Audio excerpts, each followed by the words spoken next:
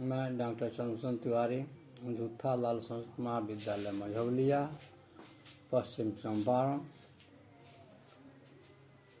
Online class के माध्यम से छात्रों के कल्याण हेतु जो सरकार ने जो अपनी सकारात्मक प्रयास की है और महामहिम के आदेश के अनुकूल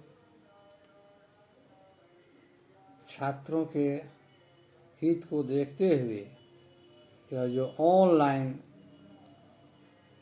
क्लास की व्यवस्था शुरू की गई है वो छात्रों के लिए कल्याणकारी है।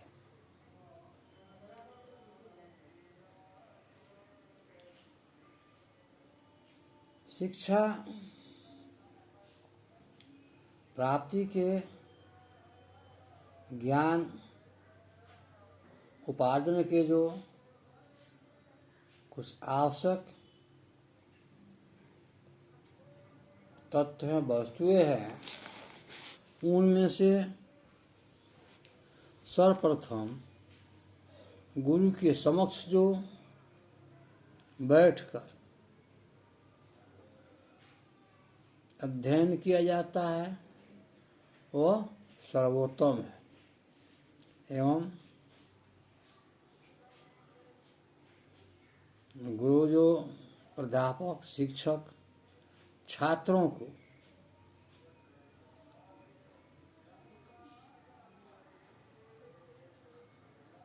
इस पठन पाठन में रूबरू होकर जो उपदेश देते हैं वो छात्रों के लिए कल्याणकारी होता है। परंतु आज के विषम परिस्थिति में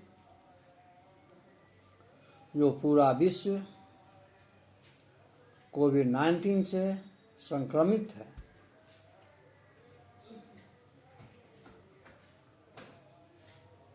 बहुत से प्रयासों के बावजूद भी इसकी गारंटी युक्त इलाज संभव नहीं है एवं छात्रों का पठन पाठन भी अत्यावश्यक है। परीक्षाएं आरंभ हो गई है। परीक्षाओं के लिए छात्रों को ऑनलाइन क्लास के माध्यम से शिक्षा ग्रहण करना पड़ता है, या यूँ कहा जाए कि ऑनलाइन क्लास के माध्यम से ही छात्रों को विषय वस्तु से रूबरू कराया जाता है ताकि छात्र इस संक्रमित काल में भी परीक्षोत्तीर्ण हो सके। इसी उद्देश्य की प्राप्ति के लिए ऑनलाइन क्लास की व्यवस्था की गई है।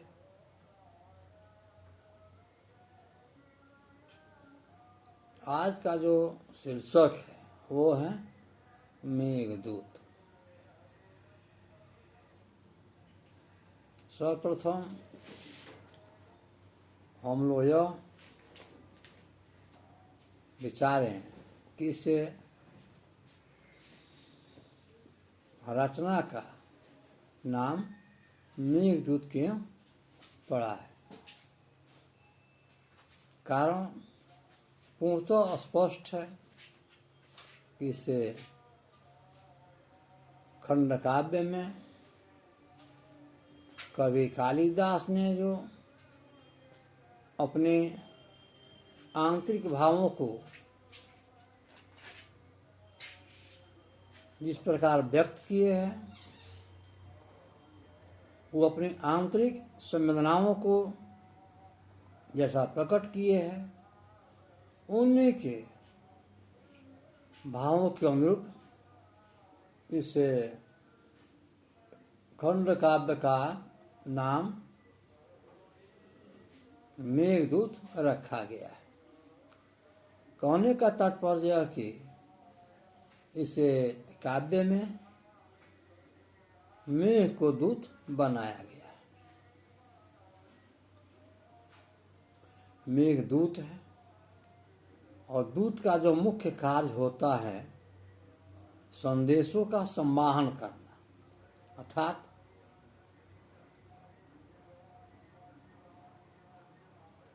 एक बात को दूसरे व्यक्ति के पास यथोचित रूप से पहुंचाना या प्रस्तुत करना ही दूतों का मुख्य कार्य कहा गया।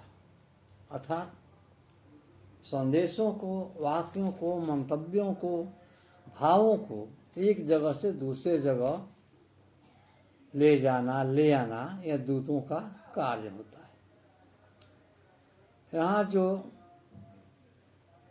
मेघदूत नामकरण किया गया है, इस काव्य में भी मेघ को दूत बनाया गया है कि मेघ है, दूत है, जो यक्ष के संदेशों को रामगिरी से अलका के प्रसादों तक पहुंचाने में सफलीभूत हुआ है। काव्यों के अध्ययन स्वरूप विद्वानों ने जो अपने तर्क वितर्क खंडन मंडन किए हैं कि कालिदास के जो भाव है, संवेदनाएं हैं, वह उनकी अपनी आंतरिक संवेदना है, क्योंकि कवि ने स्वयं इस काव्य में लिखा है, धूम ज्योति सलील सन्निपातको मेघ, अर्थात जो मेघ है, धूम, धुआं, ज्योति, प्रकाश, अग्नि,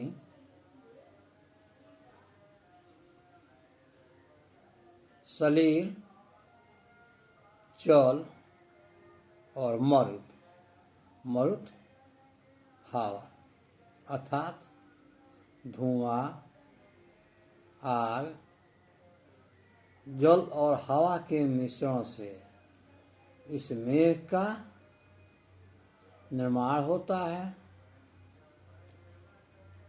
यह मेघ की उत्पत्ति इन चार तत्वों से हुई है। विद्वानों का प्रायः मत है कि यह जो चार तत्व निर्जीव तत्व है, वे इसे यक्ष के संदेश को किस प्रकार अलका तक पहुंचा सकता है।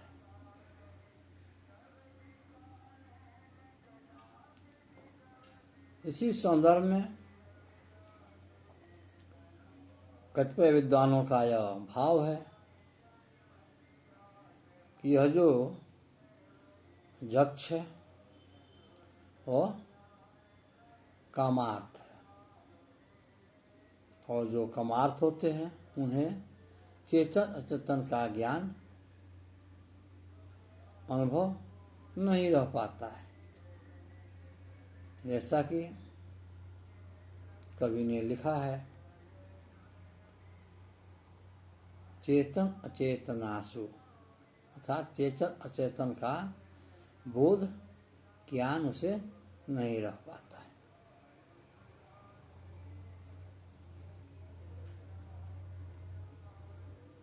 अतः हम कह सकते हैं कि यह मेघ जो निर्जीव प्राणी है वह अचेतन है। उसे तो संदेश ले जाना कल्पना से परे है, क्योंकि मेघदूत में लिखा गया है, संदेशार्थम क पटु कर्ण, पटु अर्थात निपुण, अर्थात संदेश जो है किसी निपुण व्यक्ति के द्वारा ही प्रेषित किए जा सकते हैं, इसे मेघ के द्वारा नहीं, ऐसा साहित्यकारों का मत है, जिस पर अनेक विद्वानों ने अपनी टीका टिप्पणी मतमतांतर प्रस्तुत करने का संस्कृत साहित्य में प्रयास किए हैं।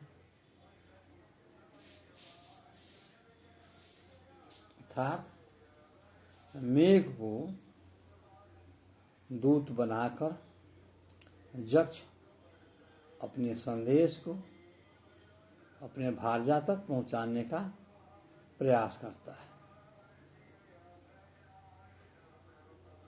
इससे मेघदूत की जो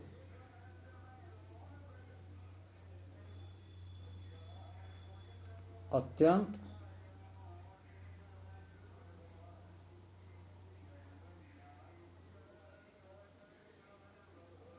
तार्किक जो मत है, ये मत वाले लोगों का कथन है कि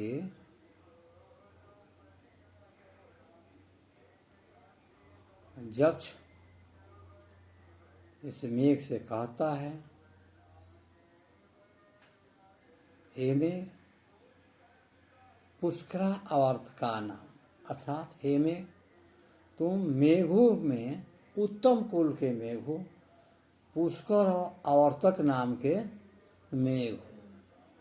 पुष्कर और आवर्तक मेघ होने का अभिप्राय है कि ये मेघ सुखद होते हैं। इन मेघों में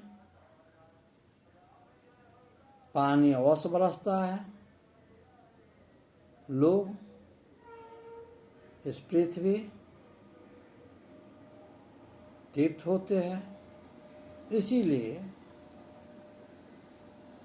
यक्ष बारंबार इस मेघ से प्रार्थना करता है कि हे मेघ तू मेघों में उत्तम कुल के मेघ हो, पुष्कर हो, आवर्तक हो, इसलिए तुम इस काम को अवश्य करोगे। अर्थात उसे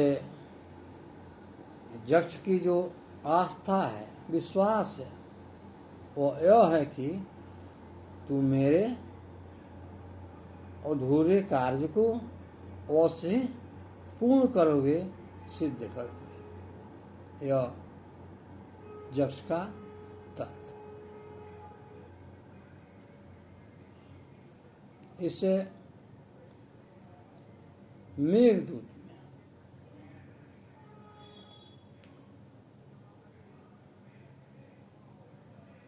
कवि कुलगुरु ने जो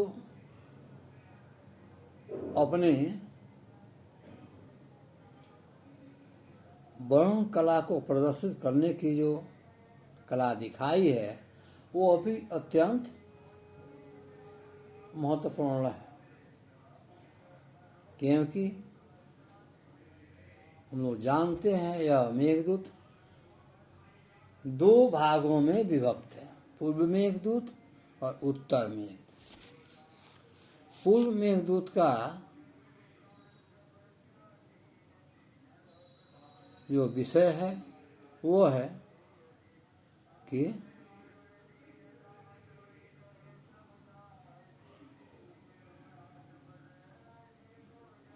यक्ष मेघ को अपना दूत बनाता है और उसे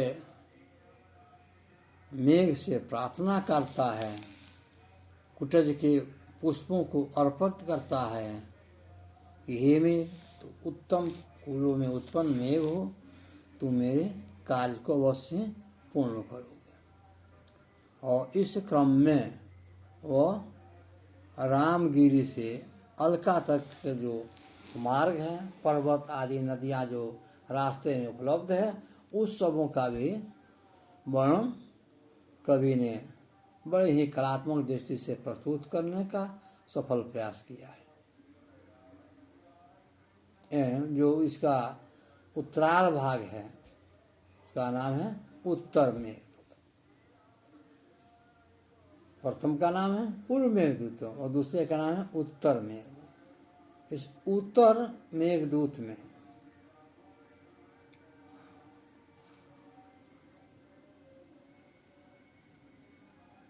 यक्ष अपने आशा रूपी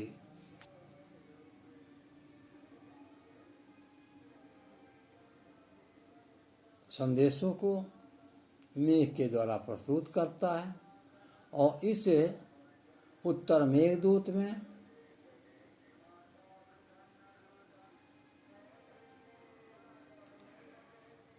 व्यूह का पूर्ण प्रदर्शन किया गया है, अर्थात संयोग के जो सुख है वे सुख वियोग में थोड़ा अधिक महत्व रखते हैं। कहने का अभिप्राय कि संयोग के जो पश्चात वियोग होते हैं उस वियोग में संयोग की बातों की स्मृतियाँ उपस्थित होती है जो कि इसे खंड काव्य में देखने को मिलता है।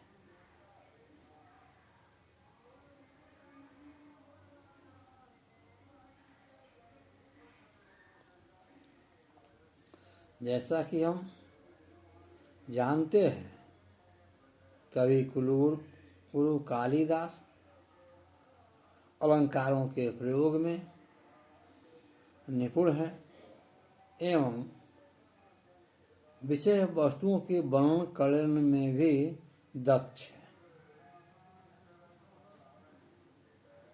जो कालिदास युवा अवस्था में तिरस्कृत होकर घर से निकले थे,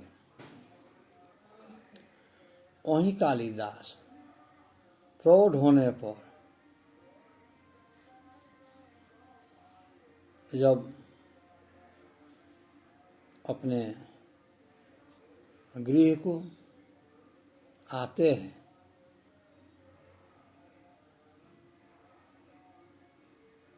और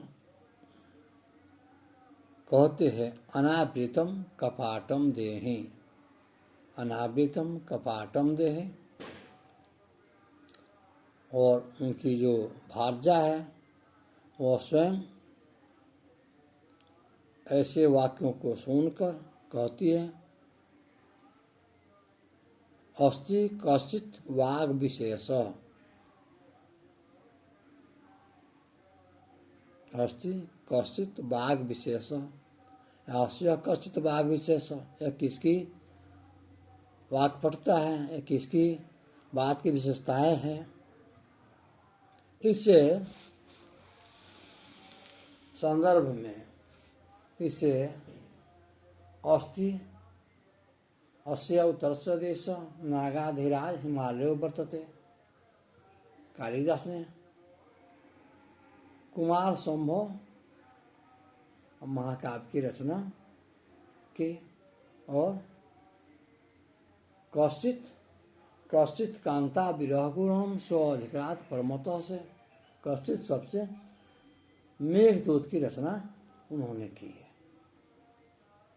और रही तीसरी शब्द वाग विशेष, इस वाग विशेष से वाक्यों की विशेषताओं से बातों की विशेषताओं से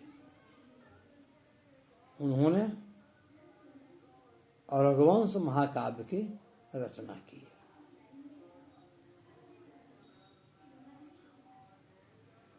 वागर्थ संपृक्तो वागर्थम प्रतिपत्ते जगतः पितरो वंदे पार्वती परमेश्वर, अर्थात महाकवि कालिदास ने ज्ञान प्राप्ति के पश्चात इस विदोत्मा से त्रस्त होकर घर को छोड़कर उच्चैठ में ज्ञान प्राप्ति की थी, वहीं कालिदास कवि होकर 3 काव्यों की रचना करने की क्षमता रखता है, और रखता ही नहीं, इन 3 महत्वपूर्ण काव्यों की रचना करता है। जैसा कि विद्वानों का कहना है कि मेघे माघे गतवय, अर्थात मेघ में, कालिदास की मेघदूत रचना में मेघे और माघे, गतवय, गत गया, चलना, जाना, चला गया, क्या, वय, उम्र, अर्थात कालिदास के मेघदूत एवं माघ के शिशुपाल पद्य की रचना में सारे उम्र व्यतीत हो जाते हैं, तो भी कोई पांडित्य प्राप्त नहीं करता है। जैसा कि रामचरितमानस पर करोड़ों व्यक्तियों ने अनुसंधान किया, करोड़ों काव्य लिखे गए, फिर भी जब भी उसका पठन पाठन किया जाता है, जब भी इसे काव्य के अंदर कोई समाहित होना चाहता है, इस काव्य में एक शब्द के अनेक अर्थ प्रकट हो जाते हैं। ठीक उसी प्रकार इन माघ और कालिदास के काव्यों से जो ज्ञान प्राप्ति होती है वो अन्यत्र दुर्लभ है।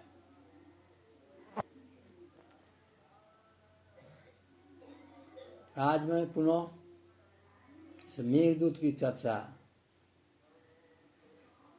इसलिए शुरू किया, वैसे तो पहले कई क्लासेस पर हो चुके हैं मेघदूत से संबंधित। मेघदूत में प्राकृतिक वर्णन, मेघदूत में रामगिरी से अलता तक के मार्ग, मेघदूत की कथा वस्तु जो आज बताया जा रहा है वह छात्रों के कल्याण के लिए है कि उम्मीदतः अगले माह में परीक्षाएं संचालित होगी। पुनः मैं अगली कक्षाओं में इस पर विशेष से चर्चा करूँगा। जयतु संस्कृतम, जयतु भारतम।